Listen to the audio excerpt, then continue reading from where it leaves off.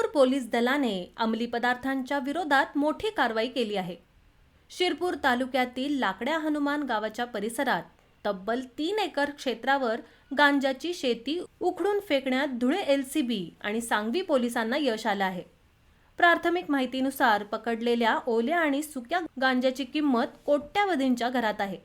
अलीकडे जिल्ह्यात होणाऱ्या अंमली पदार्थांच्या विरोधातील मोठ्या कारवाईचं प्रमाण लक्षात घेता धुळे जिल्हा पोलीस अधीक्षक श्रीकांत धिवरे हे देखील या कारवाई स्थळी पोहोचले होते। शिरपूर पोलीस ठाण्याच्या हद्दीत असलेल्या रेकलिया पाणी धरणाच्या वाहत्या पाण्यालगत आणि अन्य 3 ठिकाणी गांजाची शेती होत असल्याची माहिती पोलिसांना मिळाली होती। त्यानुसार धुळे स्थानिक गुन्हे शाखा आणि सांगवी पोलिसांनी संयुक्तरित्या छापा टाकला। यावेळी बाजरी ज्वारी पिकाच्या आड गांजाची लागवड आढळून आली।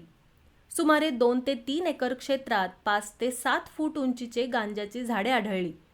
शिवाय एका झोपडीतूनही सुकलेला 100 ते 120 किलो वजनाचा कोरडा गांजा देखील यावेळी मिळून आला।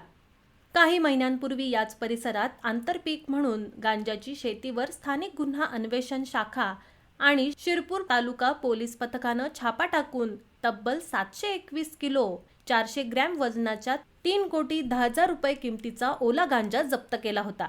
त्यावेळी ही कारवाई आजपर्यंतची जिल्ह्यातील सर्वात मोठी कारवाई असल्याचं दिसून आलं होतं।